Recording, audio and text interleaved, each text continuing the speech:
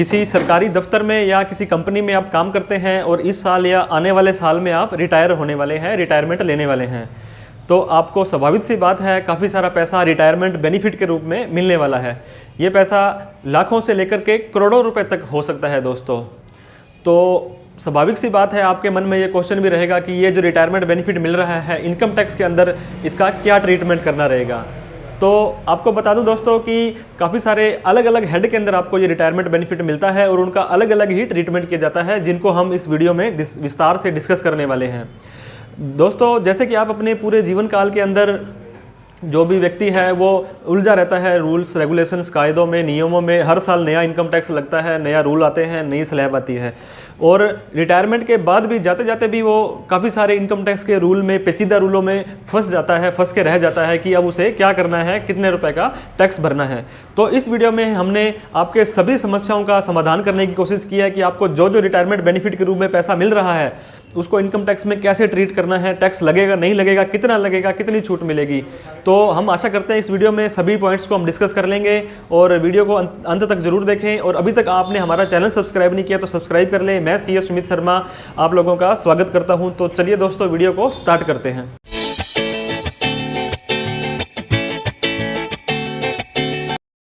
Post retirement benefit and income tax rule.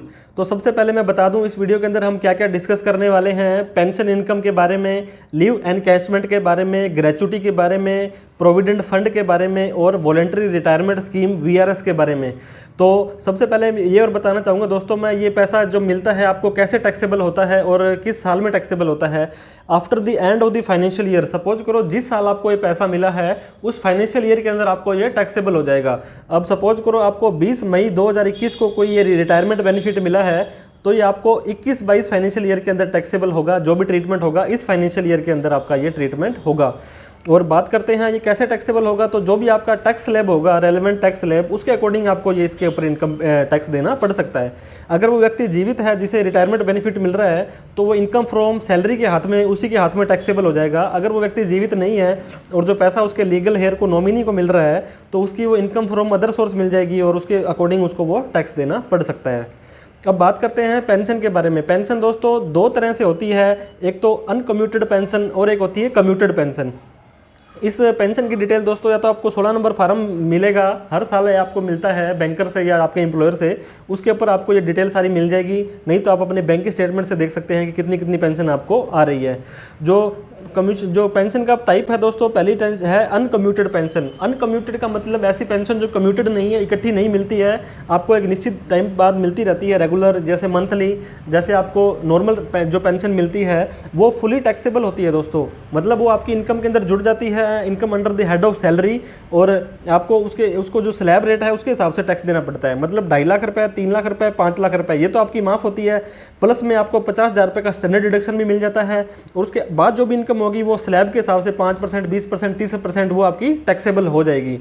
अब बात करते हैं कम्यूटेड पेंशन। कम्यूटेड पेंशन मतलब दोस्तों ऐसी पेंशन जो आपको इकट्ठी मिल गई है, एक बार में लमसम के अंदर मिल गई है। जो गवर्नमेंट कर्मचारी को मिलेगी कम्यूटेड पेंशन वो तो टैक्स फ्री होगी, और वहीं पर अगर किसी प्राइवेट कर्मचारी को मिली है ये कम्यूटेड पेंशन इकट्ठी तो वो आधी एग्जम्प्ट हो जाएगी दोस्तों। आधी मतलब एक जो उसके ऊपर एक रूल एप्लीकेबल हो जाता है। अगर उस प्राइवेट कर्मचारी को कम्यूटेड पेंशन मिली है और उसके ऊपर ग्रेचुटी के रूल भी लागू होते हैं तो उसको 1/3 है, मतलब उसका 33% जो है जो भी लमसम इसको मिली है कम्यूटेड पेंशन वो उसकी टैक्स फ्री हो जाएगी। मतलब उसके 1/3 उसकी जो वो टैक्स फ्री हो जाएगी। इसके बाद में अगर ग्रेचुटी के जो रूल है लागू नहीं होते हैं तो 1/2 मतलब उसकी आधी पेंशन है जो वो उसको टैक्स फ्री हो जाएगी, आधी फिर उसको टैक्स दिया जाएगा। मतलब ग्रेचुटी अगर एप्लीकेबल है तो 1/3 उसकी टैक्स फ्री है, और ग्रेचुटी एप्लीकेबल नहीं है, रिसीव नहीं होती है उसको, तो उसको 1/2 मतलब आधी पेंशन है वो कम्यूटेड वाली प्राइवेट कर्मचारी को वो माफ़ हो जाएगी। इसके बाद में बात करते हैं दोस्तों लीव एनकैशमेंट के बारे में। लीव एनकैशमेंट मतलब ऐसी एक नंबर ऑफ हॉलीडेज होती है दोस्तों जो उसको मिल जाती है, पेड हॉलीडे बोलते हैं। मतलब उसको छुट्टी ले तो उसको पेमेंट भी मिल जाती है उस चीज़ की। तो यूटिलाइज करे या ना करे वो कर्मचारी के ऊपर है।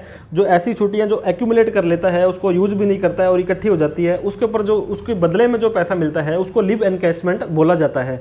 लीव एनकैशमेंट के अंदर दोस्तों मैं बताना चाहूँगा आपको कि सर्विस के बीच में आप लेते हो, अगर आपकी मतलब अभी आप रिटायरमेंट नहीं हुए और लीव एनकैशमेंट ले रहे हो तो वो फुली टैक्सेबल हो जाएगी, उसके ऊपर आपको टैक्स देना पड़ जाएगा, चाहे आप कोई भी किसी भी तरह के कर्मचारी हो, इनकम फ्रॉम सैलरी के अंदर। और लीव एनकैशमेंट आप रिटायरमेंट के टाइम, रेजिग्नेशन के टाइम लेते हो और आप सरकारी केंद्रीय कर्मचारी या राज्य कर्मचारी हो, सेंट्रल गवर्नमेंट या स्टेट गवर्नमेंट के आप एम्प्लॉई हो और रिटायरमेंट के बाद आपको ये पैसा मिलता है लीव एनकैशमेंट का, तो आपके लिए फुली एग्जम्प्ट हो जाएगा, मतलब किसी भी तरह का आपको कोई टैक्स नहीं देना है। और लीव एनकैशमेंट अगर लीगल हेयर, अगर आप वो व्यक्ति एक्सपायर हो जाता है उसके दौरान, अपनी जॉब के दौरान, तो जो भी पैसा मिलेगा लीव एनकैशमेंट का वो भी टैक्स फ्री हो जाएगा लीगल हेयर के हैंड में, उसके ऊपर भी किसी भी तरह का कोई टैक्स नहीं देना पड़ेगा। अब हम बात करते हैं दोस्तों leave encashment receive by non government employee, ऐसा जो कर्मचारी जो सरकारी कर्मचारी नहीं है और उसको लीव एनकैशमेंट मिला है तो उसको एक कुछ हिस्सा ही एग्जम्प्ट होगा सेक्शन 10 सब सेक्शन 10AA और उसके बाद में क्लॉज 2 के अंडर उसको ये जो अमाउंट है इनमें से जो भी कम होगा उसको आपको ये है जो टैक्स फ्री हो जाएगा, या तो 3 लाख रुपए दोस्तों, या जितनी अमाउंट मिली है, सपोज करो 3 लाख रुपए आपका एक लिमिट रखी गई है, 5 लाख रुपए आपको मिली है, या एक फॉर्मूला है सेक्शन 10AA के अंदर average salary of last 10 year, या salary per day unutilise leave जितनी यूटिलाइज नहीं की उसने for every year of completion. तो ऐसे करके इनमें से जो भी कम होगा वो आपकी जो है दोस्तों इसके अंदर लीव एनकैशमेंट के अंदर आपको छूट मिल जाएगी, और बाकी की जो सैलरी रहेगी वो आपके इनकम फ्रॉम सैलरी के हेड में टैक्सेबल हो जाएगी। इसके बाद में अगला जो रिटायरमेंट बेनिफिट मिलता है वो ग्रेचुटी होता है दोस्तों। ग्रेचुटी उन्हीं व्यक्तियों को मिलती है जिसने कम से कम 5 साल की सर्विस है वो पूरी कर दी है एक संस्था के अंदर। तो gratuity is benefit given by the employer to the employee. Gratuity एक थैंक यू या धन्यवाद होता है जो उसके पास काम करता है इतने टाइम।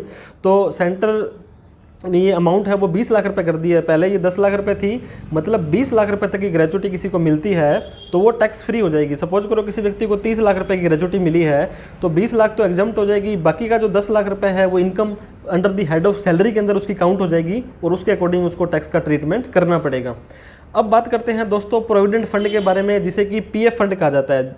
जॉब के बाद में पीएफ फंड आपको अगर आपने लेना है तो आपको अप्लाई करना पड़ता है, और जो आपका एम्प्लॉय का कंट्रीब्यूशन है और एम्प्लॉयर का कंट्रीब्यूशन है वो दोनों आपको वहाँ पे वापस मिल जाएगा अगर आप उसको अप्लाई कर देंगे तो कंटिन्यूस 5 ईयर सर्विस आपको पहले तो क्या करना है दोस्तों, 5 साल की सर्विस लगातार देनी है, चाहे आप एक कंपनी में दें या 5 कंपनी में दें। मतलब आपने अगर 5 साल तक की आपने रेगुलर जो आपने कंपनी में जॉब की है और आप उसको पीडीएफ जो प्रोविडेंट फंड को विड्रॉल कराते हो तो आपका ये पैसा एग्जम्प्ट होगा दोस्तों, आपको किसी भी तरह का कोई टैक्स नहीं देना है और ना ही आपका टीडीएस कटा जाएगा।